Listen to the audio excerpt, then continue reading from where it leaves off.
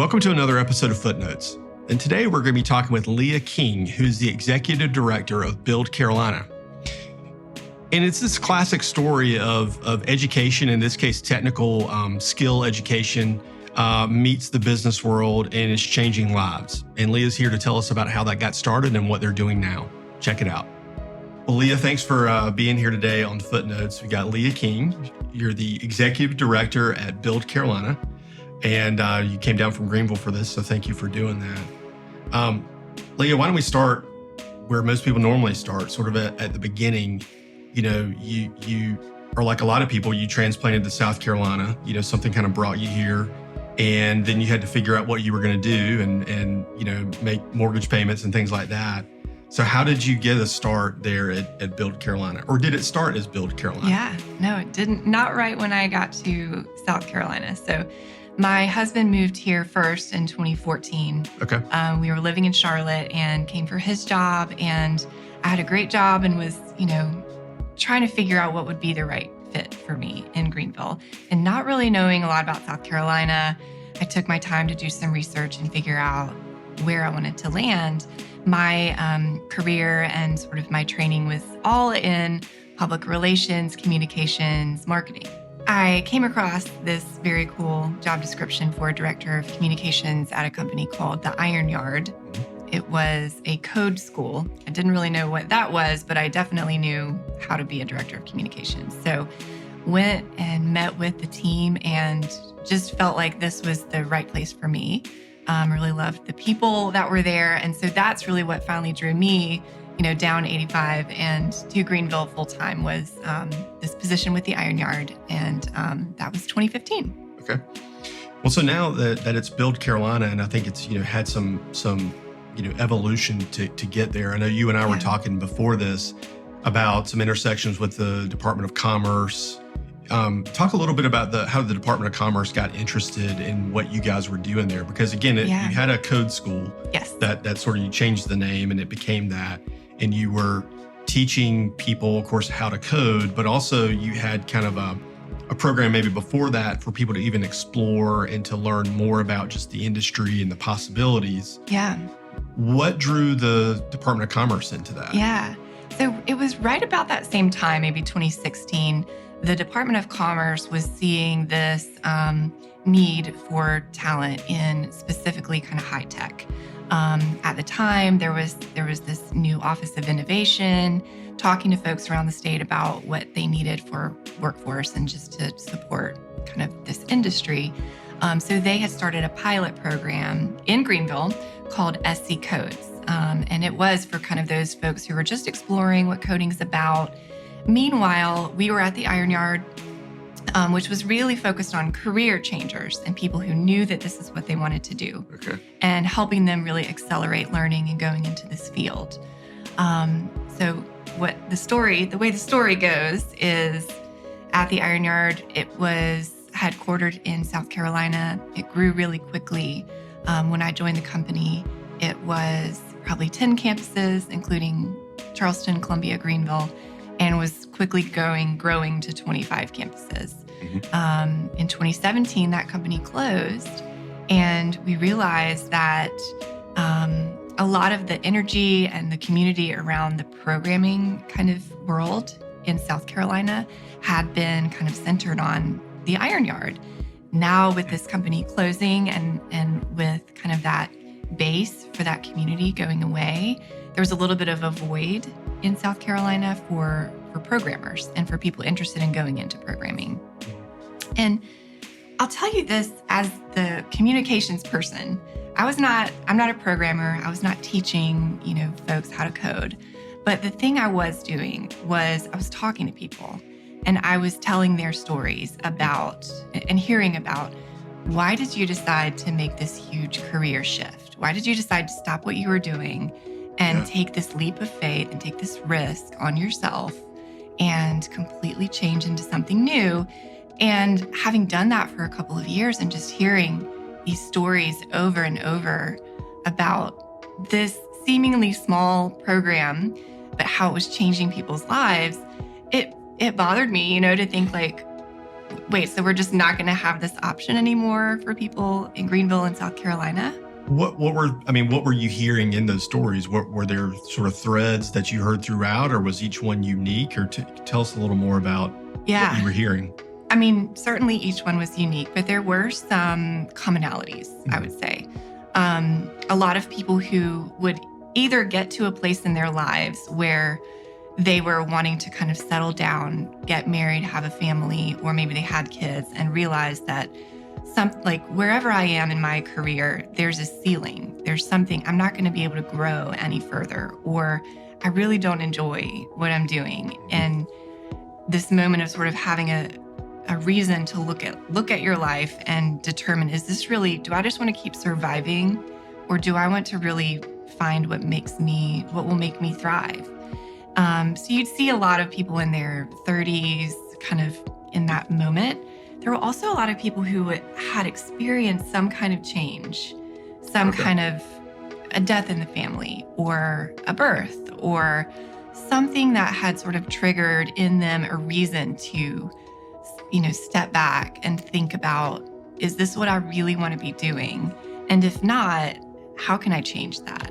So what do you think was attractive about what was going on with SC codes and just this level? I mean, what can you pinpoint, or even just try to, get close to what was drawing them in, of people that were experiencing that level of change in their life, or maybe that level of just introspection of like, am I where I want to be? Can I get there where I am? Or do I need to shift, paths? I mean, what drew them into that? Yeah. There's a number of answers to that, of course, but I think what we were seeing, again, this is sort of 2016, 2017, at the Iron Yard, we had seen a lot of these stories of, I'm just not happy where I am. And this is sort of maybe an interest I have, or something that I've touched on either at work or as a hobby. And it's really something I enjoy doing. I want to pursue that further with software development, with programming. With SC Codes in its pilot program, what Commerce was funding, what they were seeing is this is sort of a free entree into this world, giving people a little bit of a free opportunity to talk to professional programmers and see, is this something that I might actually want to do? So I think that there probably are two main attractions to programming. So I guess if we think about it, you're seeing what you're seeing on sort of the people side of things, who are coming into these programs or exploring these programs, or even possibilities because of what they've got going on their side. Yeah. But certainly there's a business case here where the private sector, or maybe even the public sector, has a need for people with these skills. Right. What were you hearing from the sort of the job provider side of things that was kind of matching up with kind of this desire on the individual side? What was that like? Yeah, that really started to happen more for me personally when the Iron Yard closed. So 2017, the Iron Yard closed. Mm-hmm. And, here's me. I've heard these great stories. I believe in this mission. I believe in what this program or type of program can do. Meanwhile, on the business side, what we're hearing is this school is closing, this company is closing, but our needs have not changed. Our tech companies are still growing. Tech as an industry in South Carolina is still growing. We still don't have enough people going into training programs or into any pathway that's helping them kind of prepare for this. Mm-hmm. So, those of us who worked there, we kind of are all taking the step back, figuring out what am I going to do next? Our company's closing. Where will we land as well? And hearing this business case from our community, from our tech companies specifically, and then seeing what was happening, that's really where this spark idea for Build Carolina came from. So a couple of the founders from the Iron Yard helped start this nonprofit as a home for potential other future kind of training, workforce training in tech. Sure. That's where that all came from. And I am just the person that said, I've seen these people for years take a risk on themselves. Do I want to personally continue on my path and go do the things that I know how to do, go get another job in communications, doing something else? Or do I want to take a risk and try something that I believe in, but maybe, I've never run a nonprofit before? Do I want to continue to learn how to do some things that I don't know how to do? And even though it's scary, I think that kind of hearing those stories over a couple of years at the Iron Yard, that kind of inspired me to take that risk myself and to say, I believe so much in this mission and I've seen it do so much good.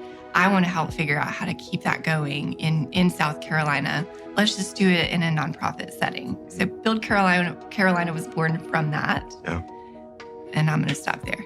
Okay.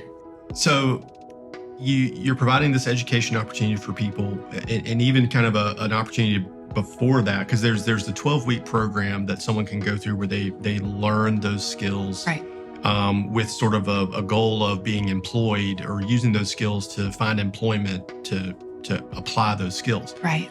But even before that, there's a program for people that are sort of generally interested or curious, right, and want to learn more about that. And I think that's where you're saying, commerce came in to kind of more top of the funnel, and then the school is kind of in the middle. But let's talk about something else we talked about, and that's Develop Carolina, which I guess is another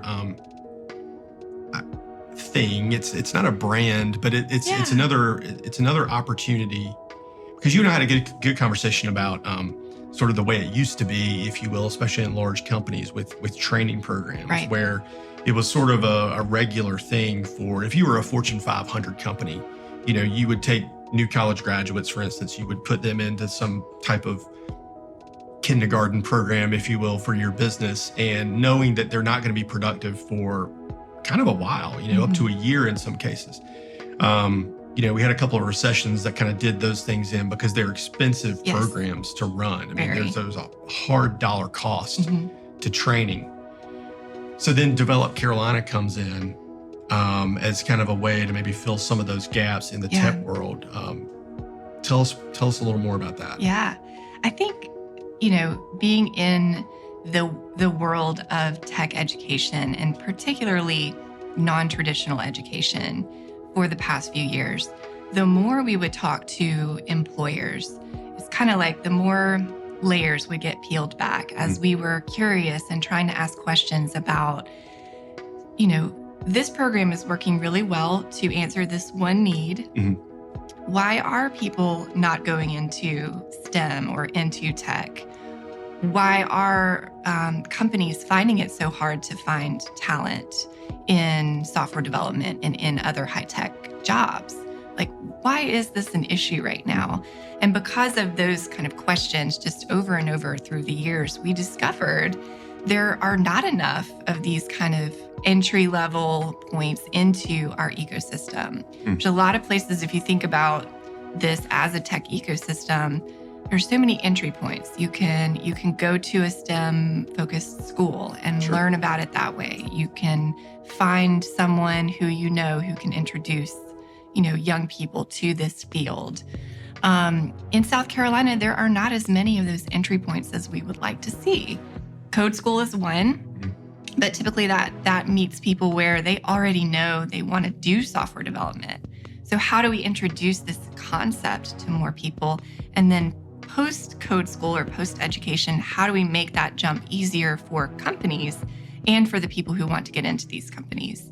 So Develop Carolina is really it was an idea that we had to take some of that burden off of the companies that were saying, we believe in, supporting our tech talent ecosystem. We want to be, open to this. We want to help and be part of the solution because we need that talent.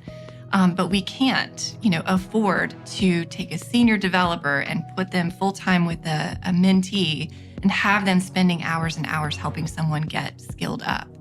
So Develop Carolina is a 6-month, shorter-term program that takes a lot of that burden off of the company. And it's a continuing ed program, kind of takes the form of a kind of co-op or work study where students who have already completed some level of education, they've either got a degree, a certificate, some level of education around programming, that they then get to embed with a company who's doing real work in South Carolina And the other half of the time, they're kind of with a cohort of others like them who are continuing to learn, who are continuing to learn about what is this larger picture of software development, of building a product or building a service. What are companies dealing with? How do I think about clients? How do I think about, every part of this puzzle, not just how to code, if that makes sense?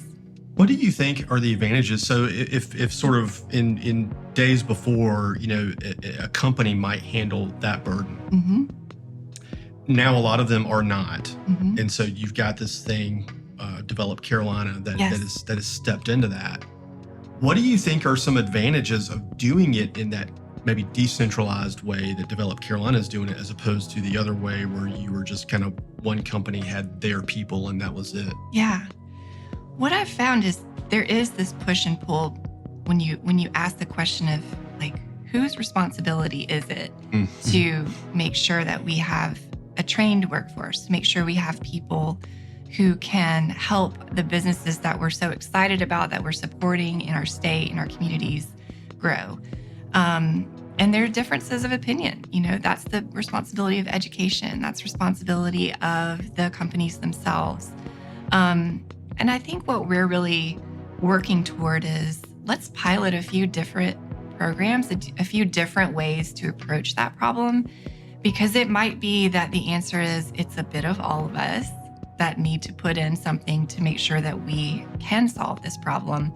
Maybe it is a bit of a public-private partnership in lockstep with education, in lockstep with commerce, with business. I think that we're piloting this as an idea. We don't know if it'll end up being the perfect one that you can just replicate in every setting and it's going to be the perfect answer, because these are humans ultimately. Sure. Have you, though, developed maybe a few measurables or things you're looking for to let you know if you're on the right track? Or is it still very much just wait and see and let's get some individualized feedback from the participating companies? What does that look like?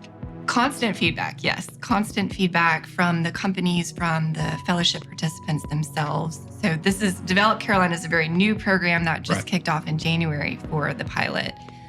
Okay, so it's brand new. I mean, brand the timestamp, we're in February of 22, so this has been going on a whole 30 days. Brand new. However, I think the ultimate kind of measurable piece of this is, will these fellows be in a better position to get jobs, or will they get jobs at these companies that are participating at the end of the 6 months? And will the companies feel that taking someone in after this additional 6 months of support and mentorship, will those folks be better prepared than grabbing someone right as they're finishing up their college degree and pulling them in? And if the answer to that is yes, then what we have found is that removing a little bit of that burden from the companies themselves and sharing some of that burden a little bit with all of us may be part of the answer to that question of whose burden is it, whose responsibility is it? Right. So if someone's listening to this and they're on, say, that company side and they're hearing what you're talking about with regard to Develop Carolina and what hopefully a desired result is going to be for them in that company, how would that company get in contact with you? How would they participate in this? Yeah, great question. One way is we've got some tech advisory committees in Charleston, Columbia, and Greenville, where our whole goal is just to listen.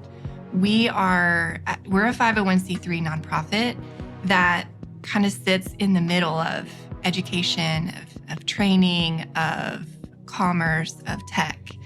And our whole mission is about developing this kind of demand-driven training. So that doesn't work if we're not listening to our companies.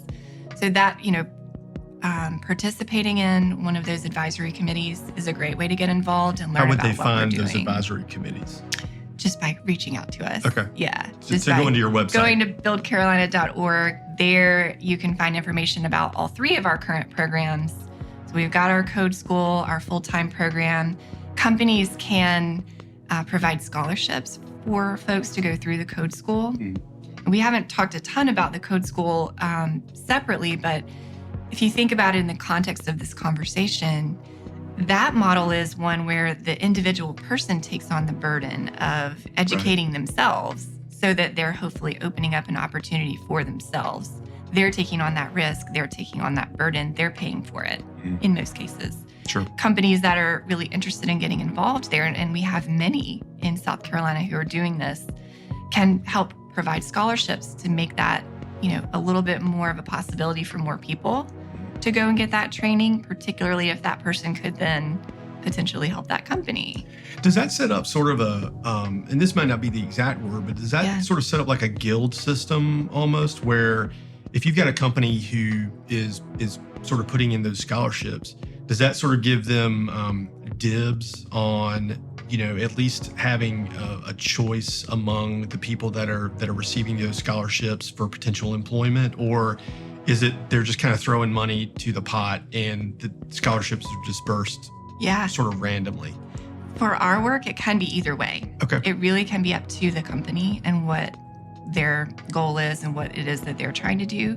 So we do have some companies that provide scholarships that are kind of doing it as a community good, just doing it because they know it's a good thing to do, particularly if they're really invested in education and in making opportunity available to someone where maybe it wasn't before. But there are other companies that do create, kind of set up a structure where they find someone who they're interested in hiring. They will pay to put them through code school if they agree to, work for them for a certain amount of time. And I think both models work well, dependent upon the company and what they're looking for. I think there's a lot of opportunity here to really have some good conversation about, again, like if you are a company that has a talent need, how can some of these like non-traditional ways of giving back, ways of opening up your doors and getting involved in kind of the whole process of the pipeline of talent into your company. There are a lot of ways to do that. And I think we're able to be nimble and agile and come up with solutions that work really specifically for each company. Well, kind of as we wrap up, I'm curious, because one of these programs developed is so new. Yes. SC Codes has been around, and the Code School has been there for a while, and you guys have had a number of cohorts graduate and gain employment. I think you were telling me that, a lot of times the learners are in a 3-month program, and then within 3 months of completion of the program, they're full-time employed in the industry, and that's a great track record, especially, today's world of work. Sometimes there's lots of skilled people that are not quite matched career-wise with where they would prefer to be. But, if I could get you to speculate or dream a little bit, in 5 or 10 years, what do you hope is happening in and among these programs and even our state and maybe beyond? The longer I'm in this work, the more I'm able to step back a little bit and see this bigger picture of our ecosystem, to use that term, to think about it as this living, breathing, ever-changing path that people take to get into these companies, these jobs.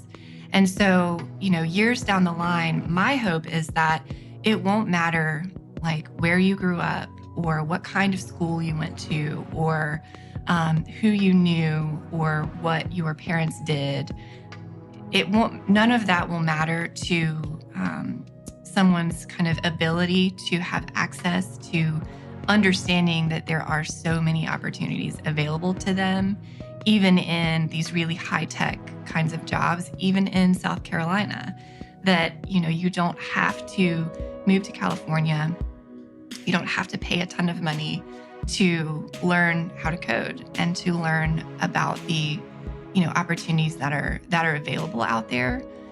I want South Carolina to come up with a blueprint for how to do that. I think that many other states and cities and regions have tried and ultimately have not been able to come up with that framework.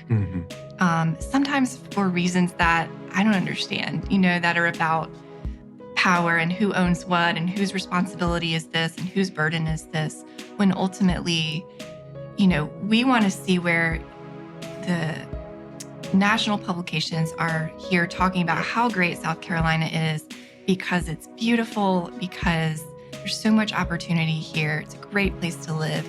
And because we have figured out ways to create a bit more equity among all of the people across the state. If they're interested in learning, they have that drive that they can do it no matter who they are. Yeah.